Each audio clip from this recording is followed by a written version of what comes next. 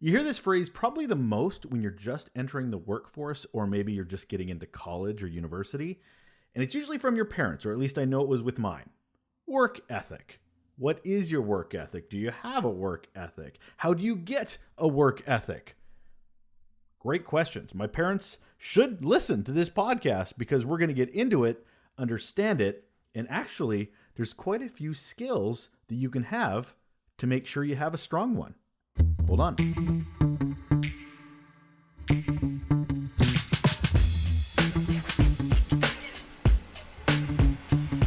This is Relationships at Work, the Employee Experience and Workplace Culture podcast. I'm Russel Lolliker. Always happy to have you along for the ride. We're going to get into work ethic today. Interesting, isn't it? Well, the reason it is for me is it's a funny one. So I worked as a barback for a long time at the Keg restaurants back in the day. And what I would do is I would get juices, fill ice, areas, all the things you do that doesn't involve alcohol. But I ran around getting all the things to make sure the bartenders had what they needed. Now, I did this for a couple of months before my parents came in to sit in the lounge and just sort of watch their boy do a job.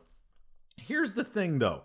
Up until that point, their picture of yours truly, baby Russel Lolliker, was that he would give them stink eyes when he was reading comic books because he was busy, didn't want to do anything. He was full teenager, turned up to 11, whined, wasn't interested in participating. Sure, he got an allowance, but didn't really do much to get it. I'm just, acknowledging this now. Certainly I didn't back then.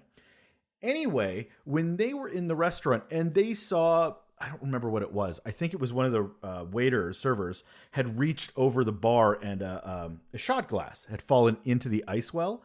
Well, if you've ever worked in a restaurant, especially behind a bar, when anything glass remotely associated with anything in an ice well, it is all hands on deck, melt, melt, melt, get that ice out, get new ice in, because you still have the flow of the restaurant to support. Well, this was no different, and when this happened, I moved. Here's the thing. Up until that point, I don't think my parents ever thought that I actually could move. They were stunned, amazed, just flabbergasted. Whatever phrase you want to use from the 1920s, they had never seen that side of me. And suddenly, the conversation about work ethic got a little more interesting because they actually saw that I had one. I just had never been in an environment, I guess, that I felt that I wanted to prove myself in, because you don't tend to do that until you get away from your parents. Anyway, work ethic has just been a funny thing with me because it's such a strong thing, certainly from my parents' generation. That's why I was really excited to talk about it today. Josh Davies, this is what he does. He's the CEO of an organization that globally teaches organizations how to understand work ethic, what goes into work ethic. He works with post-secondary education organizations that helps students understand what a work ethic is and tries to meet what employers are looking for. Really great conversation. I will apologize ahead of time. There's a bit of an audio issue. I did the best I could. I think I cleaned it up quite a bit, but just something to be aware of. Really appreciate your patience, but the content's still very interesting, and I'm excited to have you along. We're going to go talk to Josh now. And on the show today, we have Josh Davies, and here is why he is awesome. He's a speaker, trainer, and the CEO of the Center for Work Ethic Development, which helps equip and train organizations across the globe, to better prepare their workforce for employment and lifelong success. He's a board member for the National Association for Workforce Development Professionals and was awarded the 2022 Outstanding Leadership Award by the Education 2.0 Conference for his contributions to education. Welcome to the show, Josh. Thank you very much. It's great to be here. Anytime I get to work with friends internationally, even if it's just across a small border, I'm always excited. Still international, even in the invisible borders. It's international. Exactly. I mean, hey, look, you've got your own money. I mean, look, it's obviously a completely different place. The minute I did a speaking gig in the States, I was an international speaker. Like, as a Canadian, that's all it takes. Done. Just head on down south to Seattle, and all of a sudden you're an international superstar. It's amazing. Josh, I got to start off every show with the same question. This is no different. What's your best or worst employee experience? There's so many great ones, but I'll head to the opposite side. And I think one of the worst things that happens sometimes is you, as managers in life, we have this habit of sort of letting little things go.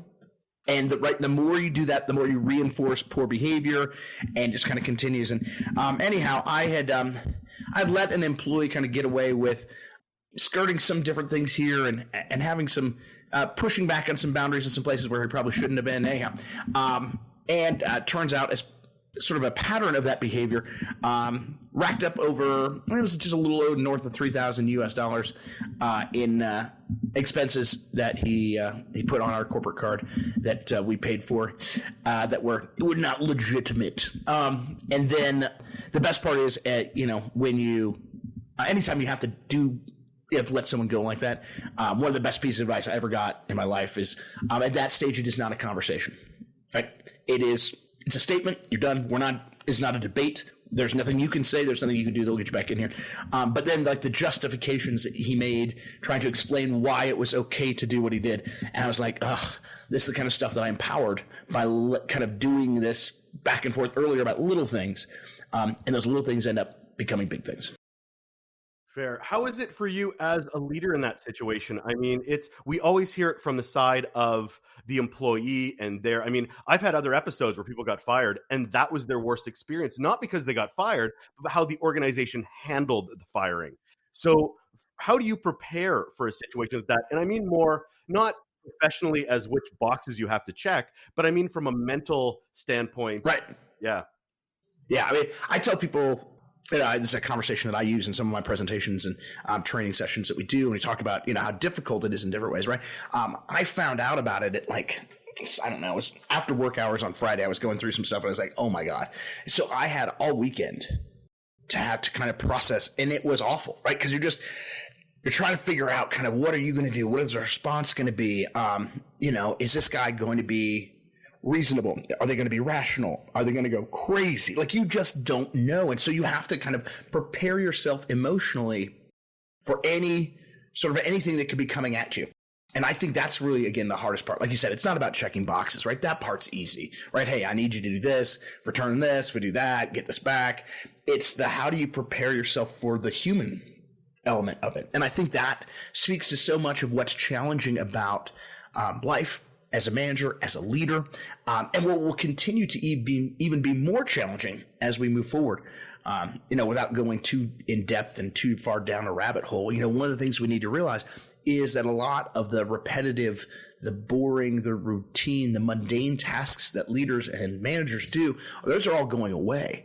And so what's going to happen more and more is you're going to have to be using that EQ. You're going to have to be using that human side almost consistently, because that's the only thing that we'll need managers and leaders to do. And so you have to be prepared. You have to really strengthen those muscles in the same way that we do kind of everything else that we deal with. One more question on that. I often talk about symptoms versus disease, which most organizations will treat symptoms and not the disease. So a symptom being there's an individual in my organization, unethical behavior, but that doesn't happen in a vacuum. There's, there are things where people are condoning. Maybe that employee was told the wrong thing and ran with it. How do you look at that from a more holistic environment standpoint, as opposed to, oh, I got rid of that one person, everything's great in the world now? Because it's never great when you just again, if you I think the biggest challenge there is when you as a leader or as a manager condone small things, right? I truly believe it's the little things that you let happen rather than necessarily what you do. It's those things that you let happen that build up, that start to build that culture in an organization. And yes, you can say it's that person's fault. And yes, it is entirely 100% their fault. But what have you done? And what can you do moving forward to change that paradigm, to change the nature of those kind of small daily interactions, right? It's those little things every single day that add up. And that's what you have to be aware of as a leader, because if anything happens to that point, it's because you've slowly been condoning it along the way. And that's a difficult thing to say to yourself in the mirror, right? That's a difficult thing for you to address and just be like, ugh, I've let this get to this point. And again, it's not that you created this monster, but you've allowed an environment that then lets this thrive. And that's what you have to really then start to reassess. It's not just letting a person go. It's how do you reassess yourself and then start to rebuild that culture in the organization in the way you want it to. Agreed. I think the worst thing you can do in that situation is firing the employee and thinking of that as a checked box, as opposed to an ecosystem that you may have to reevaluate. I'm very, very open and transparent with my team. And I think that's a really key piece. And part of that then is having the humility to be able to say to the team, look, this person's no longer with us, and I'm sorry of that situation. It's also, I want to let you know, I feel like I've let things get to this point, and I want to do better, right? Where you start to really have that ownership of it. And then that, I think, allows people to then take their own ownership moving forward, right? If as a leader, it's always someone else's fault, we know where that boat goes. We know how quickly you get over the falls when that happens. So use those moments for humility, use those moments for an opportunity for not necessarily self-deprecation, but self-analysis and the ability then to communicate that through the other members of the team. You always have a role. Well, we got deep here in a hurry. I know, right? So let's get into our topic today, which is work ethics. It's right in the title of your organization. So why don't we start off with your definition? Like, I can go to dictionary.com, but I want to hear your definition of what work ethic is in today's workplace. Oh, absolutely. And I think that's an important piece. I mean, one of the very first things we address every time is kind of how do we define and how do employers define what work ethic is? Because I think it's not just hey, this is what academics are about. What do employers say? Because if you just have people write down work ethic, I'm sure they'll come up with their own definition. One of the things I love to say is that it's sort of like the old Supreme Court definition of pornography. It's like, I can't define it, but I know it when I see it, right? I can't define work ethic, but I know it when I don't see it, or those kinds of things.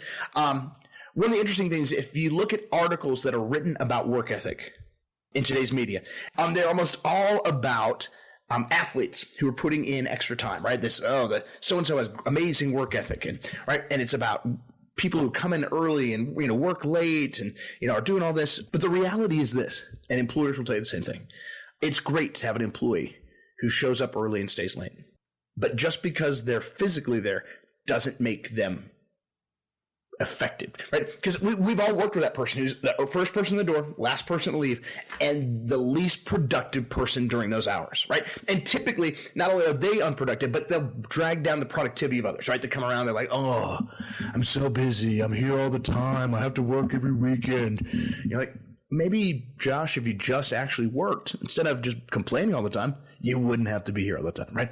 So what we found from studies that were done with employer groups from around the country, more than 1,500 hiring managers, as well as then some additional research that was done with the U.S. Department of Labor as they were creating career competency models, trying to figure out what skills were necessary for different occupations and jobs, that work ethic wasn't one thing. It was really a set of 7 skills that were these foundational work behaviors that drove success. It was about having a positive attitude, right? Making sure that, when things come, because bad things will happen, how do you deal with them, right? How do you control your emotions and that stay positive? It was about having good attendance, right? You can say what you want to, but you still have to be there on time, every time. You have to have good appearance, not just in what you wear, but in particular in today's environment and how you communicate electronically, right? What your social media is like, all of those different aspects play into work ethic. You have to have ambition, not necessarily ambition to like climb the corporate ladder and be the CEO, but ambition to do more than just the bare minimum, right? The ability to go a little bit above and beyond. You have to have acceptance. You have to be accepting of other people. You have to be accepting of the rules that you agreed to, your boss, even if you don't like all those people. You have to have appreciation, right? You have to have gratitude for the people you work with, the people you work for. It's really important. And then the last one we found was about accountability. You have to do what you say you're going to do. It's simple as that. As you may have guessed, because they all start with the letter A. We have, kind of alliterate them that way. We just help people remember work ethic because they remember they have to bring their A game. I saw what you did to there. work. Yeah. I didn't come up with it. You talked about Eric Chester before, who had been on this program. Eric Chester is the one who wrote the book originally around that. We've helped take his concepts and his ideas and help build on them to create what we're doing at the Center for Work Ethic Development today. But it's those 7 things, right? Attitude, attendance, appearance, ambition, acceptance, appreciation, and accountability. The name of your organization is Work Ethic Development. And what that tells me is that you're firmly in the nurture over nature camp, as in this is something that can be taught rather than is intrinsic. Am I on the right path there? Absolutely. In particular, when you break it into a skills-based environment, right? When you break things down into skills versus just feelings, it becomes a completely different ballgame. And that's why I think really helping those 7 skills come to light will help you in that area. Instead of just saying, hey, I need you to have a better attitude. If you break that down and say, hey, attitude is about staying positive in every situation, take control of the way you react. Instead of just saying, be more positive, it's like, hey, I need you to take more control over your emotions. You're letting something bad that happened to you yesterday still piss you off today. That's letting it control you, you're not controlling it. Let's work on that, or at least leave it at home so that while you're here, you control your emotions while you're here. And that becomes then not something that's intrinsic, not something that was born in you. Yes, some people may have a leg up, but it's a skill we can all develop. And that, I think, is a really key piece in this whole process. I mean, we work with folks of all ages. Our partners around the country and around the globe, some of them are in middle schools, right, where you're dealing with kids in that almost preteen era. Some of them are in high schools, right, with those teens. But we also have folks working in community colleges, technical colleges. We have organizations that run senior citizen employment programs where they're helping to reskill 50 and 60-year-olds to get them back into the workforce, and they're focusing on these skills. It's not about how old you are. It's not about whether or not it's nature. It's things that can be developed. Truly, we believe that this is skill development that anyone can do. You mentioned the 7 A's. Great. Love it. The danger of words like that is that they end up being words that are like on a poster that says like courage, which is great. But what does courage actually mean for that organization versus another organization? I often talk about defining leadership because we throw out leadership like it's candy. But and then everybody has the same definition. Oh, no, but they never actually define it. They just say it all the time, i.e., if you define leadership, then your employees have a path to know what leadership looks like there. Or you have employees going, shit, I do not want that job, and they should quit because they don't fit. How does that work for your words? Because they're great, but they also, do you give the definition or do you work with the organizations to define it specifically for themselves? So we have set definitions already for each of the 7 skills. And just to clarify, just so you know, almost all of the work that we do is with pre-employment job seekers. So we're not working with folks within an organization. We can do that, and we do that sometimes. But more often than not, these are set kind of standards that are global that then we can help people define. Then they can move those things forward. Because like you said, a perfect example of that is the word ambition. In a lot of cultures, just if you let people define the word ambition, it has very negative overtones. Right? It's this idea that you're better than people, or you want to hurt people to get as good as you can get it. And so we have to be very specific about what those definitions are. Because again, if they do end up just as words on a poster, they're as meaningless as never being defined. So another term I actually do want to define is work ethic gap. So what are we gapping between? Because gaps are a big problem in corporate cultures, especially around what executive thinks going on and what employees know is going on. So where's the gap for work ethic? The gap really more than anything else is about preparation and where people's self-assessment is versus where organizational or employers' assessments are. Really, for the last 10 years, when we've been tracking this data, pretty much consistently, 3/4 of employers say that the incoming workforce, no matter kind of what age, no matter where they are unprepared for the realities of work. They may have a degree, they may have a certificate, they may have all the technical knowledge in the world, but they don't have the basics of how to work. And there's a variety of reasons for that. We look at what's caused this over time. There's a variety of factors, kind of the pillars of work ethic, if you will. One of the big ones is the family environment. And without getting too in depth, there's a lot of things that have been changing over time. The number one thing we found that's the biggest factor, it's been very interesting. It was a 25-year research project done by the University of Minnesota, looking at what inputs early in a child's life had the greatest outputs later in life when it came to success at work and other things. And so they looked at things like parents' income. Nope. Zip code. We talk about that all the time. Nope. Education level. Nope. Interestingly enough, it was, did you do regular chores growing up? The most important factor. And so then looking at some research around that, Braun Research did a study with 1,000 parents asking 2 questions to parents. Number one question, did you have to do regular chores growing up? Did you have to do regular chores? Oh, me? Yeah. My mom's listening. Yes. All the time. All the time. I'm not saying you did them. Were you responsible for doing them?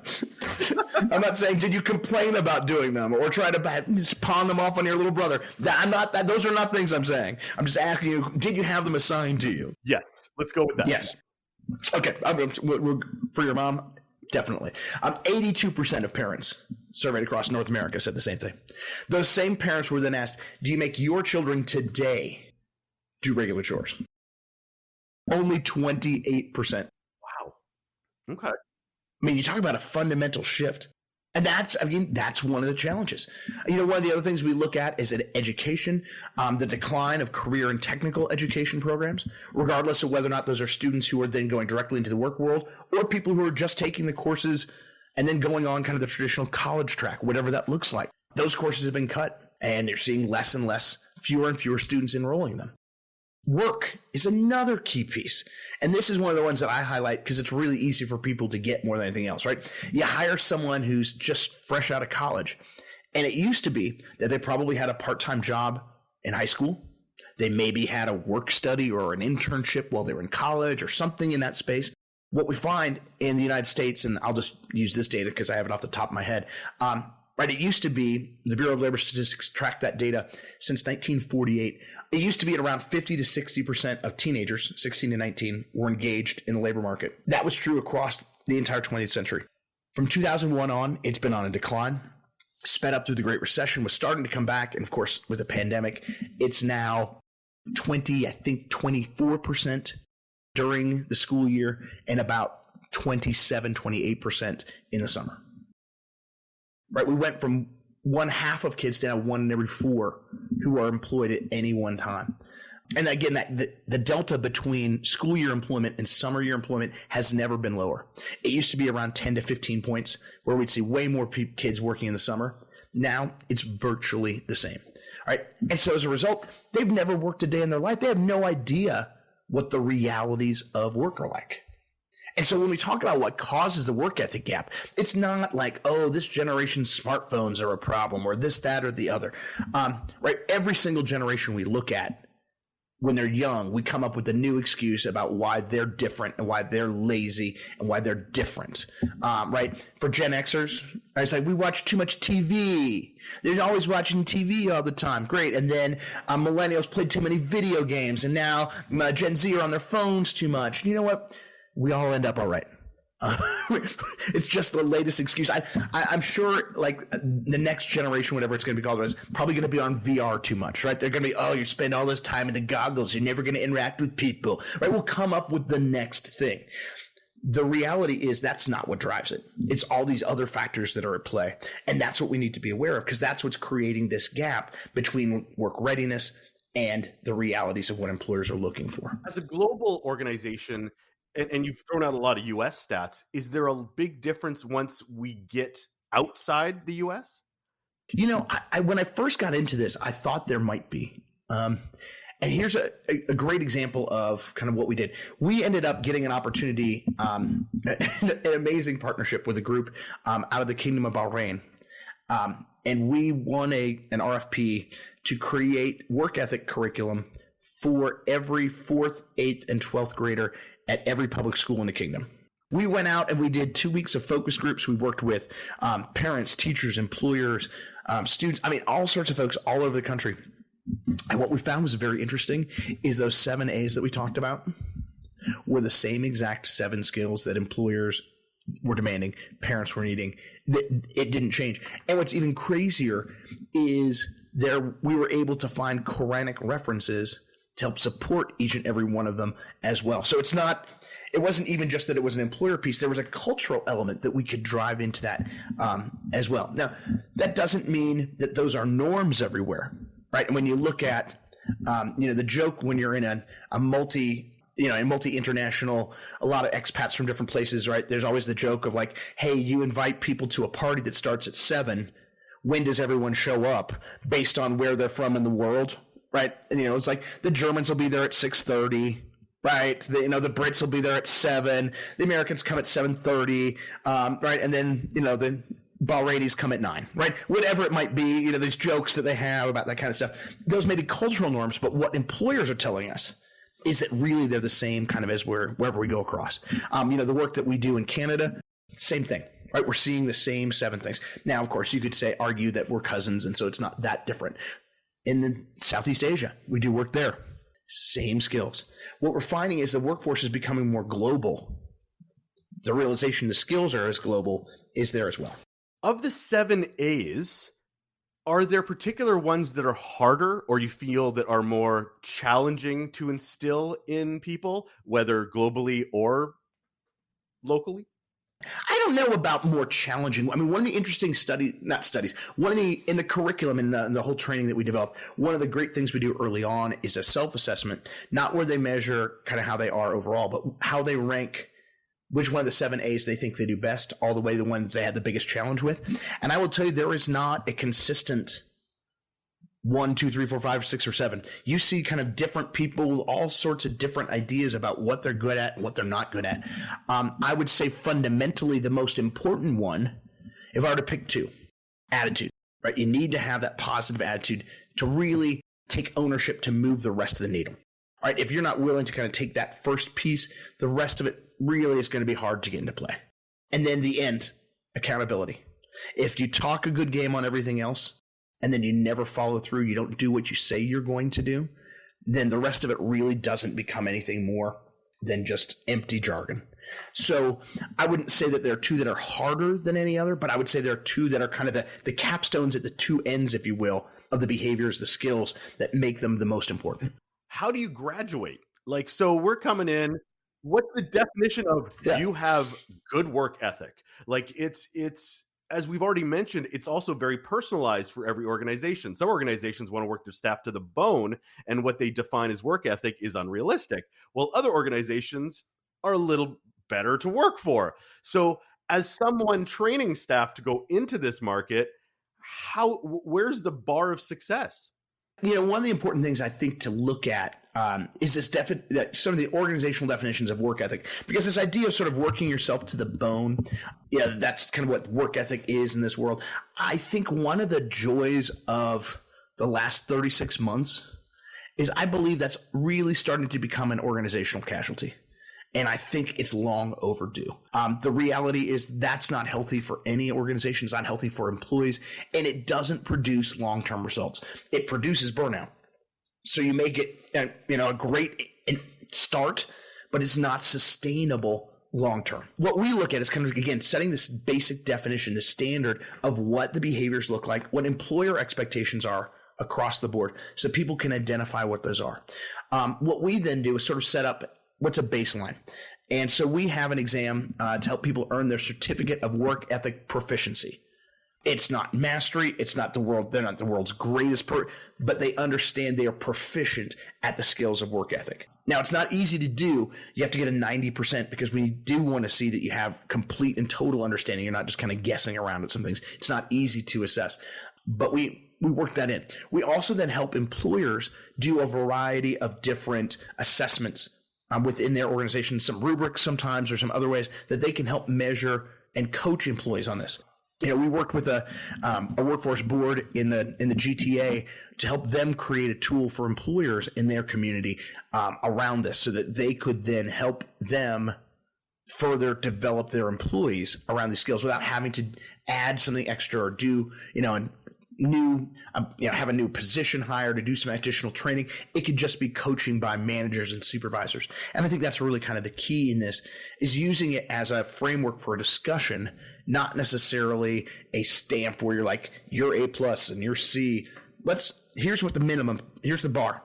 You got there. Great. We'd like you to continue to improve. Here are some things that you can do along the way, because that will have some organizational spin to it, but the minimum won't, right? Showing up on time every time is going to be the standard, right? If you're scheduled at 9, I don't mean 9-ish.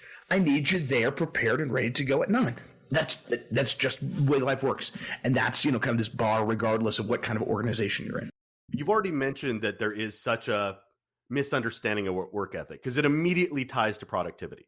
But as you've mentioned, pandemic has really changed the paradigm when it comes to how employees talk, employees demand, what organizations need to wake up to. So how has those human skills, soft skills, amplified for you in your training, in your approach? Well, I think, as with many things, and I've said this about the pandemic from the get-go, people talk about how it's been this unprecedented shift and it's done all. The reality is that it isn't. It has simply accelerated the trends in the workforce that were already happening, right? We already saw this shift in that space. In particular, this shift towards human skills, to soft skills, to real-world skills, to work ethic, to whatever you want to call it. And without getting too much on my soapbox, I hate the term soft skills. Same. Everybody hates the term soft skills, right? So it's compared to, so, but here's the challenge. Like every time then you're in a conversation with another business leader and you're like, well, we're really helping to develop essential workplace soft skills, work ethic. And they're like, so what is that? And you explain, it's attitude. Oh, you mean soft skills? Right? It's the term that everybody hates, but everyone gets. I can't wait for the day that we come up with a better term collectively. Until then, we're stuck with the stupid term that everyone hates, but everyone understands. Okay, I'm off my soapbox. You can edit that part out if you need to. The reality is the shift towards those skills and the need for those skills just got accelerated during the pandemic. As we move to this weird hybrid work environment where people aren't face-to-face all the time, all right, and we're needing to build more environments of communication and trust in different ways, right? Those human skills are going to become even more important, right? This work ethic stuff, whether or not that's creative problem solving, whether or not that's, communication, those are the skills that are going to be more and more in demand. And, you look, LinkedIn just came out with their top 5 skills for the future. Communication, time management, critical thinking, problem solving, interpersonal skills. Right, those are the skills that people are right now most in demand moving forward. Right, those aren't technical skills. Right, those are universal skills that apply to everything, and that's what we're going to be needing to moving forward. The pandemic simply shifted and had both employers and employees realizing or awakening to the value that those skills always brought and now have a continued emphasis on bringing. Before we got into this conversation, I went and looked up the definition of work ethic. And I just wanted to get your idea of that, because as much as I love where you're going with your organization, there is this understanding of what work ethic is before they ever talk to people like you. This is straight up dictionary definition. The principle that hard work is intrinsically virtuous or worthy of reward. I've never heard more bullshit in my life, but really, it's basically believing that work for work's sake should be enough for life. And this feels like it was written in 1932. If then, right? Yeah. So how do you combat against that? Well, I would say this, right? You can say work for work's sake. All right. No, right? We live in a world where regardless, right? We're in a capitalist environment where you are providing your labor for something in return, right? This is part of the work relationship. That's just how it goes. But I will say this. There is an emotional component to work that we can't overlook. And I'm not saying that that's a benefit that the employer provides. I'm not saying it's like, hey, you need to put this into the equation and it helps compensate for a lack of wages, because we're also getting this emotional benefit, because that's not the way the world works. But the reality is this: when you work hard, when you accomplish something, there is truly something in you that's like, that feels good, right? When you work on a team with people and you accomplish something, the bond that you get with those folks, regardless of whether or not it's a work project, a class project, you're in some sort of theater production, right? The bond that you get because you did something together, that's real, right? And that is true. I mean, that's a part of this whole process, but you don't get that unless you put in these 7 things, right? If you don't put in the basics, you don't get out, because you've been part of that same class project where you got really busy and, maybe your part didn't get done by you, and at the last minute somebody else had to do it, and they're all excited, and you're at the end kind of going, hey, at least we got an A, but you're not really proud about it. You're not excited about it. You're just happy it's done.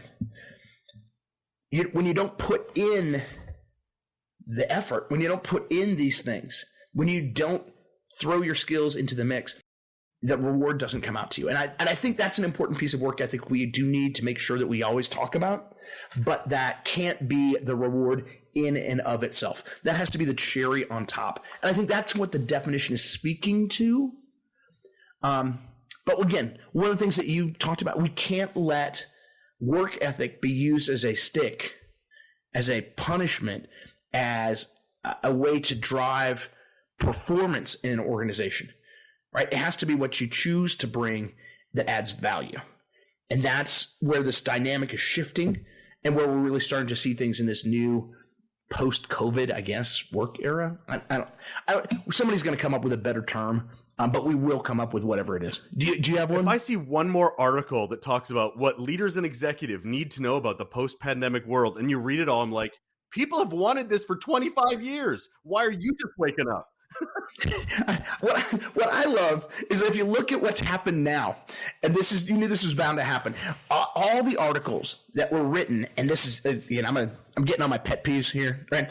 All these articles that were written about how to manage millennials. Here's what millennials want in the workplace. Here's how to do this. And you're like, that's what we all want. They're just talking about it. And now all of a sudden, you know what's happened? All of those things they talked about, right? Work-life balance, flexible work environment, work from home, all those unrealistic millennials. Now everyone's gotten and they're like, I love this.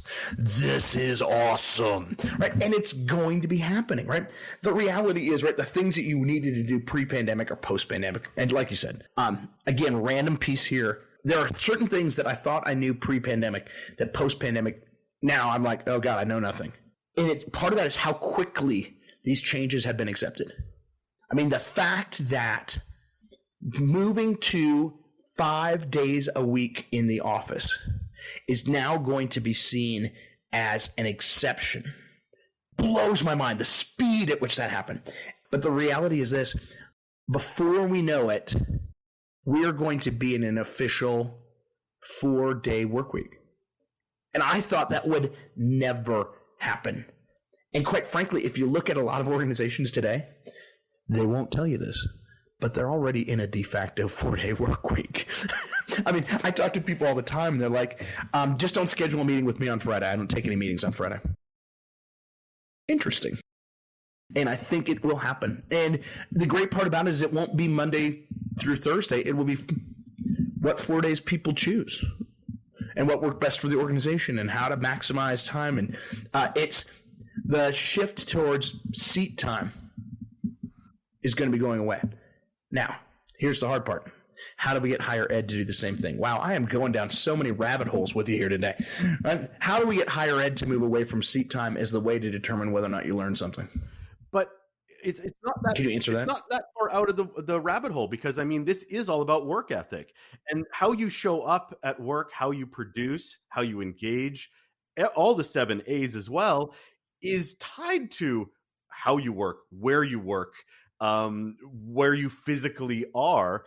they're all linked. It's just understanding that work ethic can still work in these other environments. It doesn't need to be a cookie cutter 1953. This is how my dad used to do it.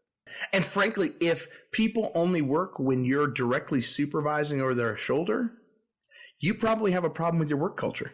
I often say that if you have a problem, like you need 17 approvals of a staff, that's either a hiring problem or a leadership problem. Possibly both. Well, most likely both. Yeah. So there is a dark side to work ethic where it gets into this passion tax, where it gets into where they take, for people who don't know what passion tax is, it's taking advantage of people that have strong work ethic that want to do great. So they get the reward of good work is more work. And so they lead down that, right. You're getting taxed for being passionate about what you do. And organizations will take advantage of that. Or they're looking, passion tax being one, or ignoring boundaries because they know you'll say yes to everything. Right. Do you tackle that idea of, we'll help you with work ethic, but you understand that you have to treat your employees well, even if we give them these tools once they enter the workforce? So we work with that more from an individual basis than an organizational basis. Because again, we don't do much consulting work post-employment. But part of that, again, is setting up boundaries, or at least understanding, as you set your personal goals, how taking on some additional tasks can help you reach your goals. Right? If there's a way that this will help you long term, that's going to be probably something that maybe that passion tax is actually a pay forward kind of thing, where you're now getting a chance to do some things differently, expand your skills, or do that. If they're just making you pick up the work of other people, that's not helping you necessarily reach your goals. That's not necessarily something that you should be just jumping into.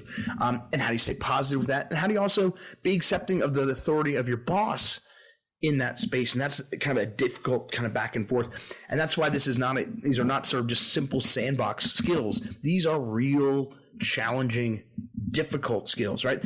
They're not just soft and easy. These are real world challenging skills, because the world is not simple. Human beings are not simple. We are the most complicated thing out there, and that's what these skills all have to deal with. It's not about ones and zeros, right? It's about Dougs and Neros. I need to come up with a better. I could come up with a better. It's not X's and O's. It's Tommies and Joes or whatever. I need to come up with a better ones and zeros. Okay, I'm going to work on that one. Bring your A game, Josh. Bring your A game. I will. As soon as we get done, I'm going to go just start doing some brainstorming here, a little whiteboarding. So I've got the final question for you today, Josh, which is, what's one simple action people can do right now to improve those relationships at work? I think the most important thing people can do right now is give grace to themselves and to their coworkers. I think we're in a place where people, the more you can recognize humanism in people, the more you can recognize the challenges that people are facing. More often than not, when someone's either snaps at you or has a bad day, it has nothing to do with you. When you aren't able to do what you need to do, there's usually, it's not because you don't want to. There's a lot of these other factors. And I think it's important to understand that humanism of people and give people grace. And the more we do that, I think that can really help us grow the relationship, heal relationships with ourselves and others. And I think it's a key first step, if I were just to pick one thing. And that's what I asked you to do. So thank you very much, Josh. I appreciate that. That is Josh Absolutely. Davies. He's a speaker trainer and the CEO for the Center for Work Ethic Development. Thank you for joining us today, sir. Hey, absolutely my pleasure. And again, you better bring your A game every day, too. Damn it. I'm working on it. It's constant battle, baby. Let's do it. And that'll do it for another episode of Relationships at Work, the Employee Experience and Workplace Culture Podcast.